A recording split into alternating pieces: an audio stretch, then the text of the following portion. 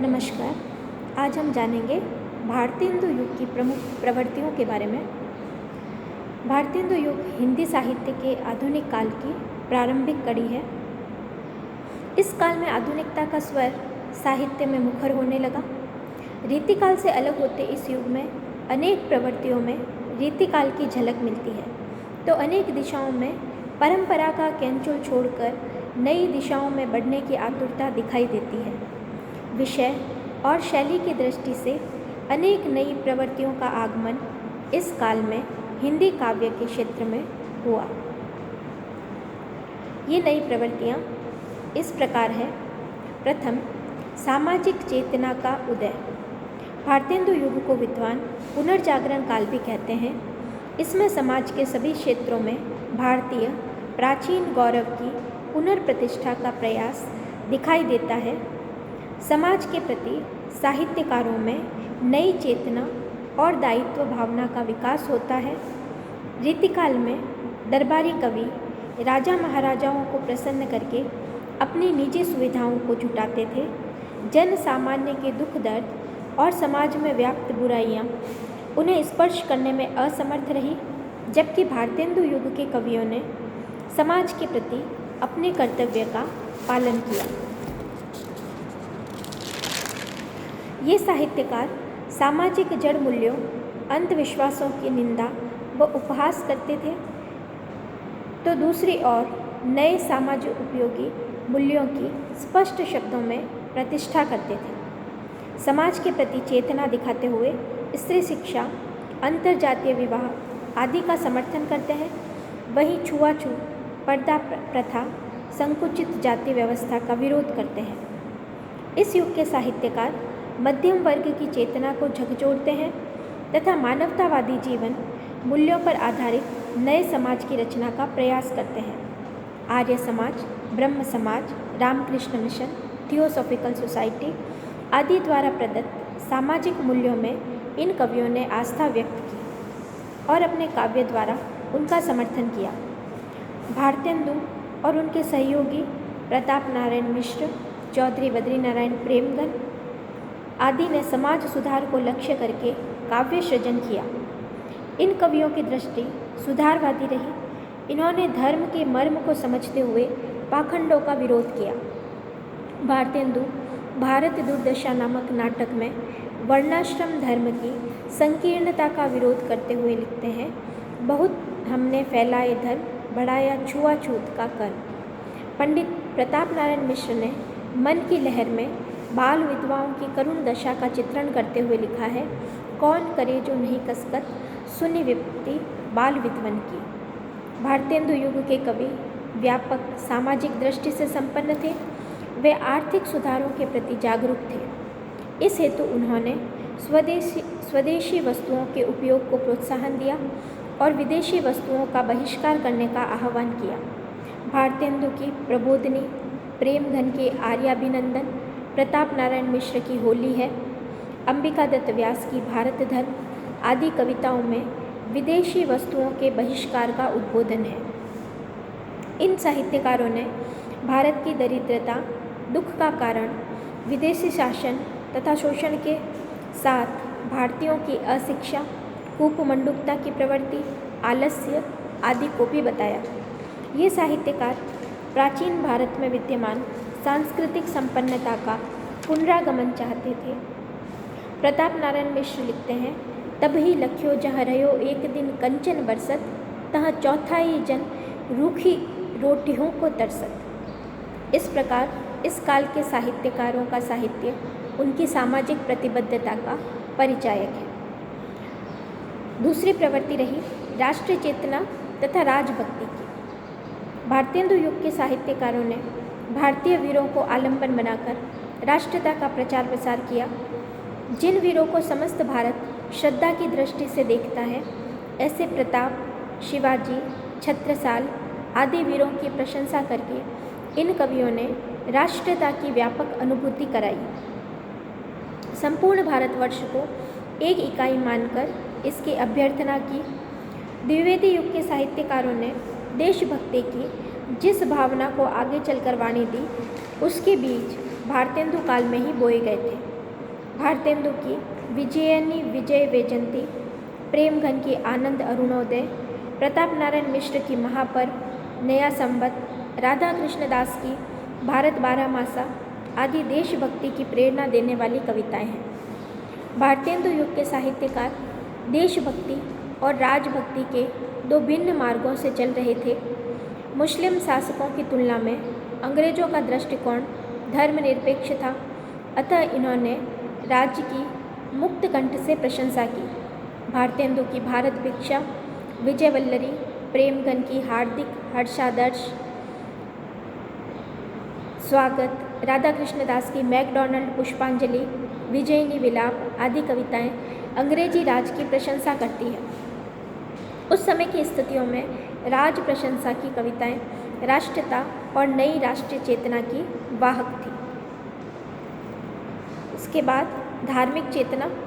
इस युग में निर्गुण भक्ति, वैष्णव भक्ति और देश प्रेम पर आधारित इस ईश्वर भक्ति से संबंधित रचनाओं में परंपरा और नवीनता का सुंदर सामंजस्य दिखाई देता है। निर्गुण सगुण भक्ति का निर्वाह परंपरागत ही दिखाई देता है, किंतु ईश्वर भक्ति में देश प्रेम के भावों को मिला देना इन साहित्यकारों की मौलिकता रही। निर्गुण भक्ति का प्रकाशन गौण रूप में ही किया गया, जिसमें संसार की नश्वरता, माया मोह से मुक्ति, विषय वासनाओं की निंदा आदि विषयों के उपदेश दिए गए हैं। यथा प्रताप नारायण मिश्र लिखते हैं, साधु मनबा अजब दीवाना, माया मोह जन्म के ठगिया, तिनके रूप बुलाना। सगुण भक्ति के अंतर्गत राम, कृष्ण, राधा तथा अन्य देवी देवताओं पर काव्य प्रस्तुत किया गया। इस युग में हरिनाथ पाठक ने ललित रामायण, अक्षय कुमार ने रसिक विलास रामायण आदि माधुर्य भक्ति के ग्रंथ रचे। भारतेंदु राधा कृष्ण के परम भक्त थे और वल्लभ संप्रदाय के अनुयायी थे। वे अपने आप को सखा प्यारे कृष्ण के गुलाम राधा रानी के मानते थे। उन्होंने भावपूर्ण पदों की रचना की। उनके कृष्ण काव्य में तन्मयता, सरसता और माधुर्य भक्ति का रसास्वादन है। इनके अतिरिक्त प्रेमघन की अलौकिक गीता, अंबिका दत्त व्यास का कंसवध, राधा कृष्णदास के विनय पद, ठाकुर जगमोहन सिंह की दुर्गा स्तुति, प्रेमघन का सूर्य स्त्रोत, भारतेंदु का उत्तरार्ध भक्तमाल, प्रताप नारायण मिश्र का नवरात्र पद, राधाचरण गोस्वामी की नव भक्तमाल आदि कृतियाँ इस युग की भक्ति भावना को प्रकट करती है। देश प्रेम से संबंधित रचनाएं किसी संप्रदाय से संबंधित नहीं है। प्रेमघन का आनंद अरुणोदय, भारतेंदु का जैन कुतूहल आदि ग्रंथ सभी धर्मों में निहित शाश्वत सत्य के दर्शन कराते हैं। भारत की समस्याओं का निवारण करने के लिए ईश्वर से इन कवियों ने आतुर स्वरों में प्रार्थना की है। जैसे कहाँ करुणानिधि केशव सोए, जागत नाही अनेक जतन करी, भारतवासी रोए। अब हम आरत भारतवासिन पे, अब दीन दयाल दया करिए। श्रृंगार रस की व्यंजना भी इन कवियों ने की। भारतेंदु युग के साहित्यकारों ने रस को काव्य की आत्मा मानकर विभिन्न रसों की सफल अभिव्यंजना की है। इस युग में प्रताप नारायण मिश्र को छोड़कर लगभग सभी कवियों ने श्रृंगार रस को व्यापक महत्व दिया। राधा कृष्णदास ने राम जानकी, हरिनाथ पाठक ने ललित रामायण, भारतेंदु ने प्रेम सरोजनी, प्रेम माधुरी, प्रेम तरंग, प्रेम फुलवारी आदि काव्यों में भक्ति के साथ श्रृंगार की व्यंजना की है।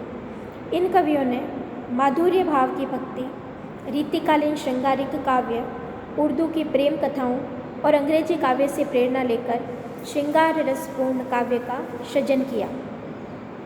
भारतेंदु युग के कवियों की एक प्रमुख प्रवृत्ति हास्य व्यंग रही है। इनका काव्य हास्य और व्यंग्य से जीवंत था। भारतेंदु युग के साहित्यकार विनोदी और जिंदादिल थे। इन्होंने हास्य व्यंग्य के लिए रीतिकाल के संकुचित विषयों को छोड़कर नए विषय और नई शैली को ग्रहण किया। भारतेंदु ने अपने नाटकों तथा गीतों में शिष्ट हास्य व्यंग्य को प्रस्तुत किया। सामाजिक विकृतियों को दूर करने के लिए व्यंग्यपूर्ण मुकरियाँ भी लिखी, जो अमीर खुसरो की याद दिलाती हैं। प्रेमघन और प्रताप नारायण मिश्र ने भी समसामयिक विकृतियों का हास्य विनोदपूर्ण चित्रण किया है। मिश्र जी ने तृप्यंताम हर गंगा, बुढ़ापा, कंकराष्टकम आदि हास्य कविताएं लिखी। फैशन पर एक व्यंग्य इस प्रकार है, जग जाने इंग्लिश हमें, वाणी वस्त्रे जोई, मिटे बदन पर श्याम रंग, जन्म सफल तब हुई।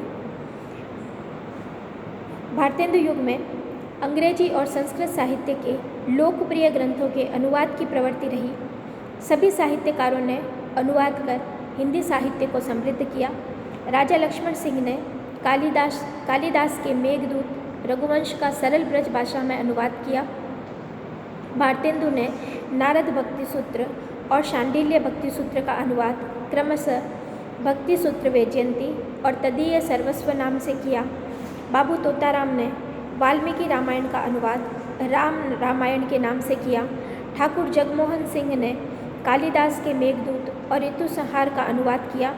लाला सीताराम भूप ने कालिदास के मेघदूत, ऋतु संहार, कुमार संभव और रघुवंश का अनुवाद किया। इन अनुवादों में शब्दानुवादों की जगह भावानुवाद को प्रमुखता दी गई। श्रीधर पाठक ने सन 1886 में गोल्ड स्मिथ के हर्मिट और डेजर्टेड विलेज का अनुवाद एकांतवासी योगी और उजड़ ग्राम नाम से किया। एकांतवासी योगी खड़ी बोली में और उजड़ ग्राम ब्रज भाषा में है। इस युग के साहित्यकारों में हिंदी के प्रचार प्रसार की प्रवृत्ति रही। हिंदी की उन्नति के लिए इन साहित्यकारों ने सभा, गोष्ठी, व्याख्यान, काव्य आदि अनेक माध्यमों को अपनाया और हिंदी के समर्थन में एक व्यापक आंदोलन प्रारंभ किया।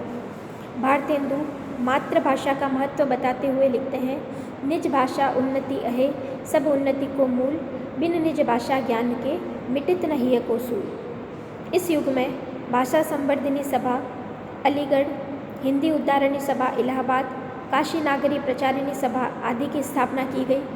काशी नागरी प्रचारिणी सभा के संस्थापकों में बाबू श्याम सुंदर दास, राधा कृष्ण दास, राम नारायण मिश्र आदि प्रमुख साहित्यकारों का योगदान है। इस सभा का उद्देश्य हिंदी और देवनागरी लिपि का प्रचार करना था। भारतेंदु युग के साहित्यकारों ने हिंदी का शब्द भंडार अन्य भारतीय भाषाओं के परिष्कृत बहुप्रचलित शब्दों, मुहावरों, लोकोक्तियों से भरा। उन्होंने हिंदी का जो स्वरूप सामने रखा, सभी उसी को आदर्श मानने लगे। भारतेंदु युग में पद्य के अतिरिक्त गद्य की विभिन्न विधाओं में साहित्य सृजन की प्रवृत्ति रही। नाटक विधा का इन साहित्यकारों ने खूब विकास किया। नाटक लिखने के साथ उनका मंचन भी किया जाता रहा। भारतेंदु ने सत्य हरिश्चंद्र, नील देवी, भारत दुर्दशा जैसे नाटक लिखकर इस विधा का पथ प्रदर्शन किया। लाला श्रीनिवास दास का परीक्षा गुरु उपन्यास भी इसी युग में लिखा गया। इस युग में अनेक पत्र पत्रिकाएं भी प्रकाशित हुई। भारतेंदु ने कवि वचन सुधा, सत्य हरिश्चंद्र मैगजीन, श्रीनिवास दास ने सदादर्श, बालकृष्ण भट्ट ने हिंदी प्रदीप, प्रेमघन ने आनंद कादम्बिनी, प्रताप नारायण मिश्र ने ब्राह्मण आदि पत्रिकाएं निकाली। निबंध विधा के संबंध में डॉक्टर रामविलास शर्मा ने लिखा है, जितनी सफलता भारतेंदु युग के लेखकों को निबंध रचना में मिली, उतनी कविता और नाटकों में भी नहीं मिली। इसका एक कारण यह था, पत्रिकाओं में नित्य प्रति लिखते रहने से उनकी शैली खूब निखर गई थी। दूसरी बात यह है कि निबंध ही एक ऐसा माध्यम था जिसके द्वारा उस युग के धाकड़ लेखक बेतकल्लुफ़ी से अपने पाठकों से बात कर सकते थे। इस प्रकार यह युग हिंदी की सभी विधाओं की उन्नति का युग है। इस युग में काव्य की भाषा मुख्यतः ब्रज भाषा ही थी, लेकिन गद्य में खड़ी बोली का प्रचुर प्रयोग किया जाने लगा। कुछ कवियों ने पद्य में भी खड़ी बोली का प्रयोग किया। भारतेंदु की फूलों का गुच्छा, प्रेमघन की मयंक महिमा आदि काव्य संग्रह खड़ी बोली में लिखे गए। इस युग की खड़ी बोली ने द्विवेदी काल के साहित्यकारों के लिए आधार का कार्य किया। धन्यवाद।